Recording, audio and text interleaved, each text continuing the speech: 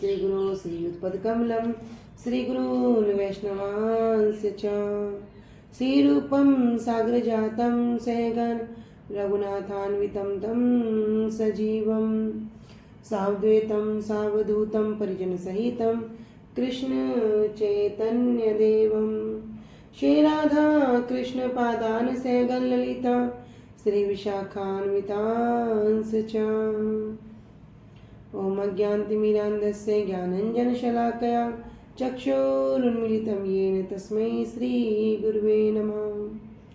गुरुवे गौरचन्द्राय राधिकाय तदालये कृष्णाय कृष्णभक्ताय तद्भक्ताय नमो नमः। नमो विष्णुपादाय कृष्णप्रेष्ठाय भूतले श्री श्रीमद्भक्तिवेदान्त श्रीधर गोस्वामी नामिने। नमो गुरुदेवाय धीमते सौम्यमूर्तये श्री श्रीमद्भक्ति स्वरूप सिद्धांति प्रभवे श्री महात्मने। नमो विष्णुपादाय श्री राधिकाय प्रियात्मने श्री श्रीमद्भक्तिवेदांत शरणागत गोस्वामी नामिने। वाञ्छा कल्पतरुभ्यश्च कृपा सिन्धुभ्यैव च पतितानां पावनेभ्यो वैष्णवेभ्यो नमो नमः। पंचतत्त्वात्मकं कृष्णं भक्तरूपं स्वरूपकं भक्तावतारं भक्ताख्यं नमामि भक्तशक्तिकं। श्रीकृष्ण चैतन्य प्रभु नित्यानंद श्री अद्वैत गदाधर श्रीवासादि गौर भक्त वृंदा।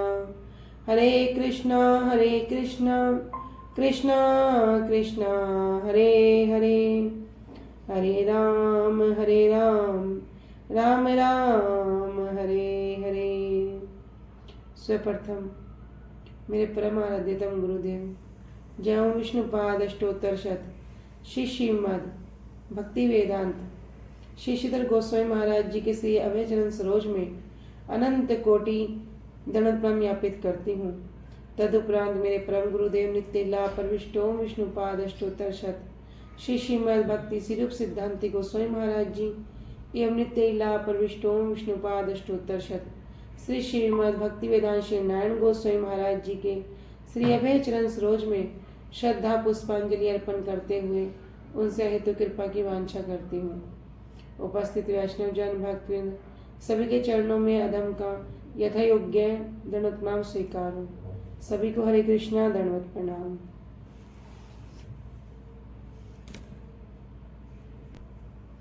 श्री गुरुदेव की अहेतु कृपा से हमारा जो ग्रंथ चल रहा है उसका नाम है श्री श्री चैतन्य चैतामृत। श्री श्री चैतन्य चैतामृत ग्रंथ के अंतर्गत हम श्रवण कर रहे हैं 15वां अध्याय। पेज संख्या है हमारा 11 और प्यार संख्या है हमारा 82। कल हमने श्रवण किया कि किस प्रकार महाप्रभु जो राघव पंडित जी हैं उनके विषय में, यहाँ उनकी सेवा के विषय में वर्णन कर रहे हैं कि अगर एक नारियल की कीमत 1 पैसा है और इनके पास तो लाखों लाखों वृक्ष हैं नारियल के, तब भी कहीं पता लग जाए कि वहाँ का नारियल बड़ा मीठा है, चाहे वो कितनी दूरी पे क्यों ना हो, 10 कोस की दूरी पे भी क्यों ना हो, तब भी क्या करेंगे, उसको 4-4 5-5 पन देकर उसको मंगाएंगे। अर्थात उस एक नारियल को 16-16 पैसे देकर भी उसको मंगाएंगे। क्यों? सेवा के लिए। और जब महाप्रभु को, जब कृष्ण को भोग लगता तब क्या करते, तब कुछ नारियल को पहले ही संस्कार करके रख लेते और जब भोग के समय उनके मुख पे छिद्र कर देते। तो कभी क्या करते, कृष्ण उसको स्वीकार, मतलब पूरा का पूरा स्वीकार करके ग्रहण करके कभी तो उस पात्र को खाली छोड़ देते और कभी वापस पूरित कर देते, कभी वापस उसको भर देते। जब पात्र को खाली करते तब राघव पंडित जी क्या करते, उस नारियल को खोलकर उसके अंदर की मलाई निकालकर फिर पात्र में रखकर फिर कृष्ण को समर्पित करते और खुद बाहर बैठकर ध्यान करते। जब इस प्रकार करते हैं तो कृष्ण क्या करते, उसको भी स्वीकार कर लेते और कभी तो उस पात्र को भर देते और कभी खाली छोड़ते, कभी शून्य छोड़ते। राघव पंडित जी बड़े प्रसन्न होते, बड़े आनंदित होते। तो इसी प्रकार की सेवा में हम आगे श्रवण कर रहे थे कि एक दिन इनका एक सेवक ने क्या किया, 10 नारियल को छीलकर भोग लगाने के लिए लेकर आया। उस दिन क्या हुआ, भोग लगाने के लिए बड़ा ही कम समय बचा था, किसी कारण से देर हो गई।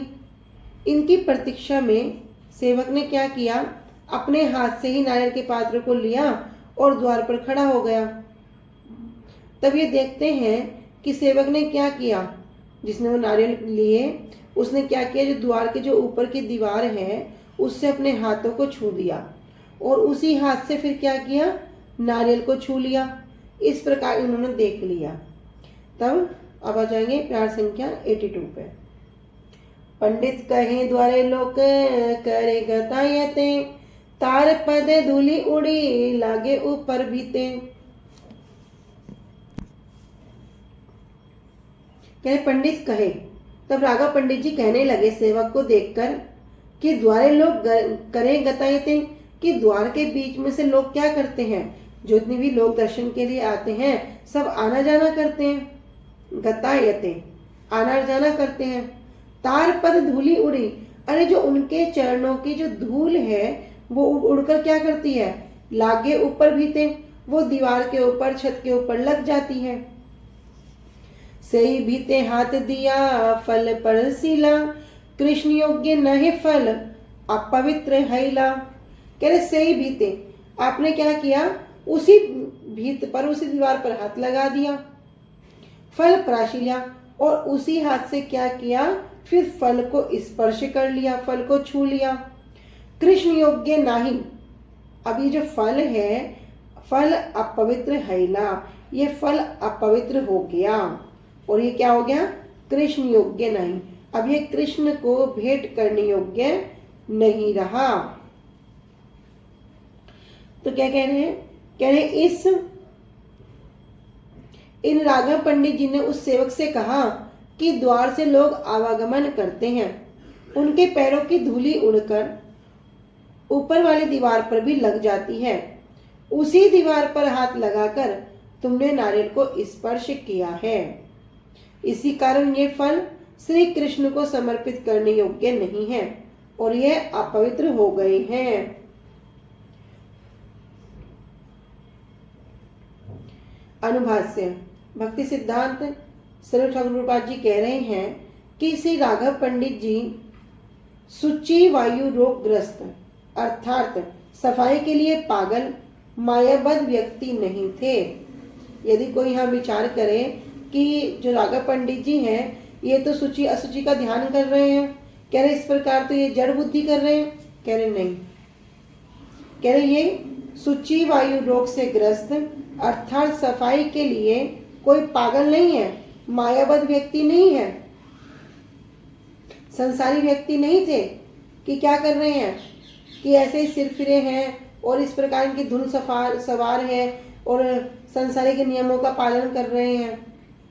कह रहे अथवा प्राकृत कनिष्ठ भक्त की बाती द्वैत बुद्धि वाले होके भौमे इज्जती अर्थात जड़ में चित वस्तु को आरोप करने वाले मनोधर्मी भी नहीं है कि जड़ वस्तु में जो प्राकृत वस्तु है उस प्राकृत वस्तु में आप प्राकृत वस्तु का आरोप कर रहे, ऐसे भी नहीं है।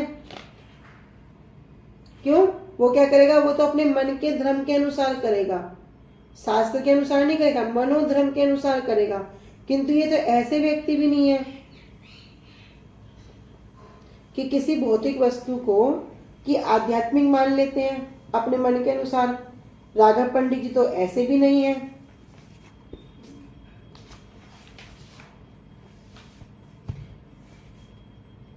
वे नित्य सिद्ध श्री कृष्ण के सेवक थे, अर्थात वे कौन है, नित्य परिकर हैं,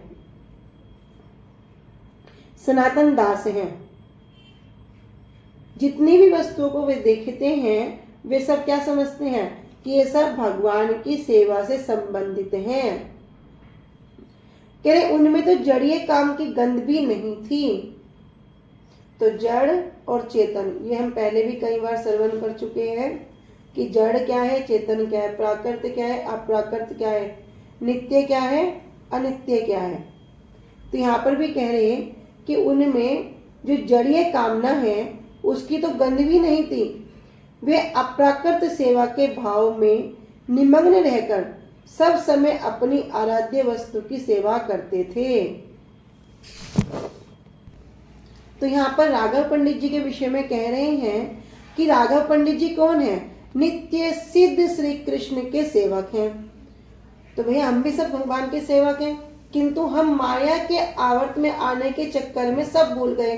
कहते ना पिशाची पाइला जेन मति छन है, कि भैया जो माया है, हमने जब ये संसार में बुद्धि करी, इसने क्या किया? पिशाची के रूप में हमें ग्रस्त कर दिया, अर्थात हम अपने वास्तव स्वरूप को भूल गए। कहते निकटस्थ माया तारे झापटिया धरे, निकट ही माया खड़ी थी, हमने जरा सी भोग बुद्धि करी, भोग बुद्धि करने के कारण क्या हो गया? माया ने तुरंत हमें झपट लिया। तो जब माया ने हमें झपट लिया तो जो हमारा जो वास्तविक स्वरूप है, जो वास्तविक स्वरूप क्या है? हम सबका भी एक ही स्वरूप है कि जीवेर स्वरूप है कृष्ण नित्य दास, कि जीव का जो वास्तविक स्वरूप है वो भगवान का दास होना है। किंतु जब माया ने हमें आवर्त कर लिया तो कहते हैं पिशाची पाइला जे मति छन है, कि जिस प्रकार किसी व्यक्ति को कोई भूत पिशाच लग जाता है, तो जब उसको भूत पिशाच लग जाता है तो अपना वास्तव परिचय भूल जाता है। जैसे कोई ब्राह्मण है, कोई स्त्री है, कोई पुरुष है, उसने कभी नॉनवेज नहीं खाया, लेकिन जब उसके ऊपर वो सवार हो गए तो वो नॉनवेज खाना शुरू कर देता है, अलग अलग प्रकार की क्रियाएं करना शुरू कर देता है, किंतु उसका तो जो वास्तविक स्वरूप है वो नहीं है। उसी प्रकार हमारा जो वास्तविक स्वरूप है वो क्या है? जीवेर स्वरूप है कृष्ण नित्य दास, कि भैया हमारा वास्तविक स्वरूप तो भगवान का नित्य दास होना है, किंतु माया के आने में चक्कर में हम सब भूल गए। तो ये राघव पंडित जी भगवान के नित्य सिद्ध कृष्ण श्री कृष्ण के सेवक थे। उनमें जड़ीय कामना की गंध भी नहीं थी। ये जितना भी जड़ संसार है इसमें से कुछ भी उनको चाहिए ही नहीं है। वे अप्राकृत सेवा के भाव में निमग्न रहकर सब समय अपनी आराध्य वस्तु की सेवा करते थे। कैसी सेवा के भाव में? अप्राकृत, अर्थात जो प्राकृत नहीं है, जो चिन्मय है, जो नित्य है, उसी सेवा के भाव में निमग्न अर्थात डूबे रहकर सब समय। कोई ऐसा सन नहीं है जिस समय में भगवान की सेवा में उस भाव में डूबे न रहते हो। अपनी आराध्य वस्तु, जो भी हमारे आराध्य हैं, जो भी हमारे इष्ट हैं, उनकी सेवा करते थे। पक्षांतर में अपनी कामनाओं की पूर्ति के लिए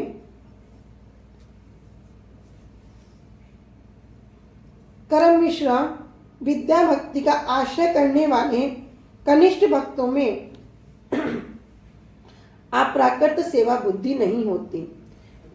अब यहाँ हो गए कर्म मिश्रा। तो ये जब भक्ति में जब कुछ ना कुछ मिल जाता है, ज्ञान मिश्रा, कर्म मिश्रा, योग मिश्रा, तब क्या होता है? तब वास्तव में अब क्या कह रहे? कह तो रहे कि भक्ति का आश्रय ग्रहण कर लिया, लेकिन भक्ति का आश्रय करने वाले ऐसे कनिष्ठ भक्तों में अप्राकृत अर्थात जो प्राकृत नहीं है, जो चिन्मय है, वो चिन्मय सेवा की बुद्धि नहीं होती। तो हम श्री रूप गोस्वामी पाद जी उत्तम भक्ति के विषय में वर्णन करते हुए कहते हैं ना, अन्य अभिलाषिताम शून्यम ज्ञान कर्माधीनामृतम अनुकूल्य कृष्ण अनुशीलनम भक्ति उत्तमा। कि भैया यहाँ पर जब श्री रूप गोस्वामी पाद जी कह रहे हैं भक्ति उत्तमा, तो यहाँ पर जब भक्ति को संबोधित करते हैं तो उत्तमा भक्ति क्यों कह रहे हैं? जब उत्तमा भक्ति यहाँ पर लगा दिया, इसका मतलब कुछ नीची भक्ति भी है, जैसे क्रम मिश्रा भक्ति, ज्ञान मिश्रा भक्ति, योग मिश्रा भक्ति, आरोप सिद्धा भक्ति, संग सिद्धा भक्ति, ये अनेक प्रकार की भक्ति भी है। लेकिन यहाँ पर रूप गोस्वामी पाद जी क्या कह रहे हैं? भक्ति उत्तमा, उत्तम भक्ति के विषय में वर्णन करते हैं। तो कह रहे अन्य अभिलाषिताम शून्यम, सब प्रकार की अन्य अभिलाषिताओं से शून्य होना पड़ेगा। ज्ञान कर्मादि, ज्ञान मार्ग, कर्म मार्ग आदि जितने भी हैं सबको छोड़ना पड़ेगा, उनसे अनावृत होना पड़ेगा। तो इसी प्रकार यहाँ पर वर्णन कर रहे हैं कि भैया जो इस प्रकार की भक्ति का आश्रय तो करते हैं, लेकिन उनके अंदर वास्तव में जो अप्राकृत सेवा है, चिन्मय सेवा है, उसकी तरफ बुद्धि नहीं होती। इसलिए केवल श्री राघव पंडित के बाह्य आचरण का अनुकरण करके लौकिक कृत्रिम पवित्रता अपवित्रता का विचार करने से ही वे शुद्ध कृष्ण भक्त नहीं हो सकते।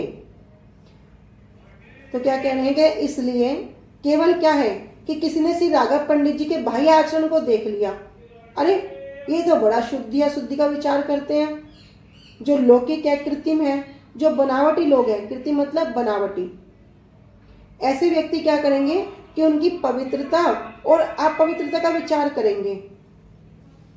अभी जो उनका अंदर का जो धन है उसका विचार नहीं करेंगे, अभी बाहरी रूप से विचार करेंगे। कह रहे ऐसा विचार करने से वे जो शुद्ध कृष्ण भक्त नहीं हो सकते। शुद्ध कृष्ण भक्त कब होंगे, जब हम गुरु वैष्णवों के समीप बैठेंगे, उनसे अभी ऊपर की क्रिया नहीं देखेंगे, ऊपर के हाव भाव नहीं देखेंगे, उनके पास बैठकर या उनकी कथाओं के माध्यम से, उनकी शिक्षाओं के माध्यम से जो वास्तविक वस्तु है उसको प्राप्त करेंगे।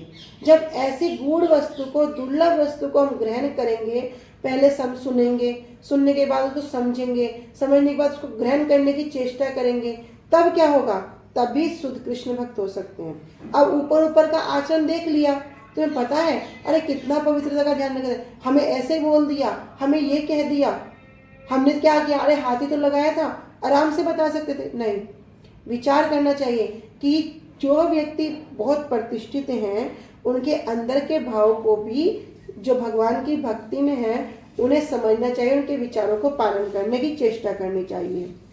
कह रहे उनका ऐसा आचरण उनकी श्री कृष्ण प्रीतिवांछा का परिचय नहीं देता। आगे कह रहे हैं, भद्रा भद्र वस्तु ज्ञाने नाही अप्राकृते द्वैते भद्रा भद्र ज्ञाने सब मनोधर्म एई भाल एई मंद एई सब भ्रम। कह रहे भद्रा भद्र अर्थात भद्र और अभद्र, कोई वस्तु बहुत अच्छी है और कोई बहुत खराब है। कह रहे अच्छे बुरे का वस्तु ज्ञान नहीं अप्राकृते, ऐसा कोई ज्ञान करना ये कोई अप्राकृत नहीं है। कह रहे अप्राकृत वस्तु में भद्र और अभद्र अर्थात अच्छे और बुरे का विचार होना उचित नहीं है। द्वैते भद्र भद्र ज्ञान सब मनोधर्म में, द्वैत अर्थात क्या प्राकृत वस्तु में भद्र और अभद्र का ज्ञान करना तो मन का धर्म है। यही भाल यही मन ये बहुत अच्छा है, यही मन ये बहुत बुरा है, यही सब भ्रम ये सब तो भ्रम है। एत बलि फल फले प्राचीन लंगिया एछे पवित्र प्रेम सेवा जगति जनिया। करे एत बलि ऐसा कहकर फल फैले, जो उस सेवक के हाथ में जो फल थे कि उन्होंने क्या किया था कि ऊपर की दीवार पर हाथ रख लिया था, फिर उसी हाथ को फल के लगा दिया था, तो क्या किया उन फलों को फेंक दिया। प्राचीन लंगिया कहाँ फेंक दिया, जो दीवार है उससे दूर फेंक दिया। एछे पवित्र प्रेम सेवा जगत जिनाइया, और इस प्रकार क्या करते हैं पवित्र सेवा की, जो पवित्र प्रेम सेवा है सारे जगत को क्या करते हैं जीत लेती है। तबे आर नारिकेल संस्कार कराइल परम पवित्र करी भोग लगाइल। तब क्या करते हैं, तत्पश्चात आर नारिकेल मतलब और नारियलों को लेकर संस्कार करते हैं, उनको मतलब छीलते हैं, साफ करते हैं, और परम पवित्र उनको पवित्रता से ठाकुर को भोग लगाते हैं। ए मत कला अम्र नारिकेल का ठाल जहां जहां दूर ग्रामे सुनिया छे भाल। करे ए मत इस प्रकार सिर्फ नारिकेल नहीं, करे कला अर्थात केले, आम्र आम, नारिकेल नारियल, काठाल अर्थात कटहल, जहां जहां दूर ग्रामे जितना जितना भी दूर क्यों ना हो, किंतु सुन लिया सुनिए अच्छे भाल कि वहां पर ये बहुत सुंदर है, बहुत अच्छा है, तो क्या कहते हैं बहुमूल्य दिया अनि करिया जतन पवित्र संस्कार करी करे निवेदन। बहुमूल्य अर्थात उसकी बहु अधिक मूल्य देकर, ऊंची कीमत देकर, अनि करिया यतन, और क्या करते बड़ी सावधानी पूर्वक, बड़े यत्न पूर्वक पवित्र संस्कार करी करे निवेदन, और पवित्र अर्थात उनको पवित्र करके, उनको छीलकर साफ करके ठाकुर जी को निवेदित करते हैं। एई मत व्यंजनेर साक फूल मूल फल, एई मत चिड़ा हुडुम संदेश सकल। और सिर्फ यही नहीं कह रहे, और भी वस्तु क्या, एई मत व्यंजनेर साक और अनेक प्रकार के जो साग हैं, मूल फल जो मूली है, फल है, चिड़ा अर्थात जो चिवड़ा है, हुडुम जो पिसा हुआ चावल है, संदेश, संदेश कहते हैं एक प्रकार की मिठाई को, कह रहे जो संदेश है, मिठाइयाँ हैं, सकल सभी वस्तुओं के लिए। जहाँ पता लग गया वहां पर ये वस्तु बड़ी सुंदर है, तो चाहे कितना भी पैसा लगे, कितना दूर जाना पड़े, यत्न पूर्वक ठाकुर की सेवा के लिए लाते हैं। एई मत पीठा पीन पाना खीर ओदन, परम पवित्र आर करे सर्वोत्तम। इसी प्रकार पीठा पाना, खीर ओदन, और क्या करते हैं, खीर और परम पवित्र, सबको परम पवित्र करके सब कुछ सर्वोत्तम, सब कुछ स्वादिष्ट वहां पर ठाकुर की सेवा में लगाते। काशमदी आचार आदि अनेक प्रकार, गंध वस्त्र अलंकार सर्वद्रव्य सार। कह रहे इतना ही नहीं, कह रहे काशमदी, काशमदी होता है एक प्रकार का अचार, और अन्य अचार आदि अनेक अनेक प्रकार के जो अचार हैं, गंध, गंध अर्थात सुगंध, वस्त्र जितने भी वस्त्र हैं सुंदर सुंदर, अलंकार अर्थात आभूषण, सर्व द्रव्य सार सभी द्रव्यों में जो उत्तम है। एई मत प्रेमेर सेवा करे अनुपम, जहां देखी सब लोग कह रहे जुड़ाए नयन। करे एई मत, इस प्रकार प्रेम सेवा करे अनुपम, इनकी जो प्रेम सेवा है ये तो अनुपम है। जहां देखी, जहां भी देखते हैं सब लोग के जुड़ाए नयन, सभी लोग क्या करते हैं, जिस सेवा को देखकर प्रसन्न हो जाते हैं, आनंदित हो जाते हैं। अर्थात राघव पंडित जी की सेवा है वो कितनी श्रेष्ठ सेवा है, यहाँ पर महाप्रभु वर्णन कर रहे हैं।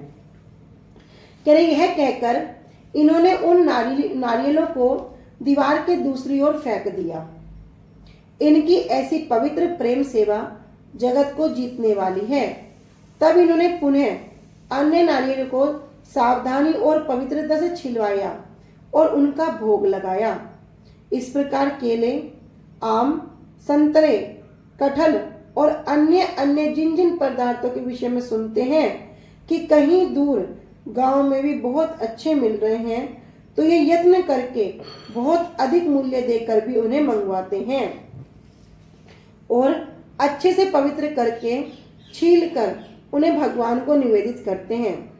इसी प्रकार साग, मूल, फल आदि, चिड़वा, सख्त मूढ़ी, अनेक प्रकार के संदेश मिठाइयाँ, पीठा पाना और गाढ़ी खीर आदि व्यंजनों को परम पवित्रता से अति उत्तम और स्वादिष्ट बनाते हैं। इसी प्रकार से कासुंदी, सरसों से बनी चटनी और अनेक प्रकार के अचार आदि भी भगवान को निवेदित करते हैं। ये सर्वश्रेष्ठ गुणवत्ता के इत्र आदि सुगंधित द्रव्य, वस्त्र और अलंकार आदि भी निवेदन करते हैं। इस प्रकार राघव पंडित जी प्रेम पूर्वक अनुपम सेवा करते हैं, जिसे देखकर सभी लोगों को बहुत आनंद होता है। अमृत प्रभा भाष्य। श्रील भक्तिविनोद ठाकुर जी बता रहे हैं कि हुडुम होता है एक प्रकार का धान। इसकी खील उड़ीसा में विशेष रूप से प्रचलित है। पूर्वी बंगाल में मूढ़ी को हुडुम कहते हैं। कासमादी अर्थात कासुंदी सरसों के दाने से बनी तीखी चटनी। अनुभाष्य। खीर ओदन अर्थात दूध में पकाए गए चावलों की खीर। तो इन शब्दों का थोड़ा मतलब यहाँ पर समझो। आगे कह रहे हैं एत बलि राघवेरे कैल आलिंगने एई मत सम्मानिल सर्व भक्त गणे। एत बलि, तब महाप्रभु ने क्या किया, इतना कहकर राघवेर कैल आलिंगने, राघव पंडित जी को आलिंगन कर लिया। एई मत सम्मानित सर्व भक्त गणे, और इस प्रकार क्या किया, सभी भक्तों के सामने, सभी भक्तों के आगे क्या किया, उनको सम्मानित किया। तो इतना कहकर महाप्रभु ने श्री राघव पंडित जी का आलिंगन किया और इसी प्रकार उन्होंने सभी भक्तों को सम्मानित किया। तो आज हमने राघव पंडित जी के विषय में श्रवण किया। कल हम इससे आगे कथा को श्रवण करेंगे। वांछा कल्पतरुभ्यश्च कृपा सिन्धुभ्येव च पतितानां पावनेभ्यो वैष्णवेभ्यो नमो नमः। श्री गुरुदेव की जय। अनंत कोटि वैष्णव वृंद की जय। निताय गौर प्रेमानंदे। हरि हरि बोल। हरि हरि बोल, हरि हरि बोल, हरि हरि बोल। हरे कृष्णा। सभी को दंडवत प्रणाम। हरे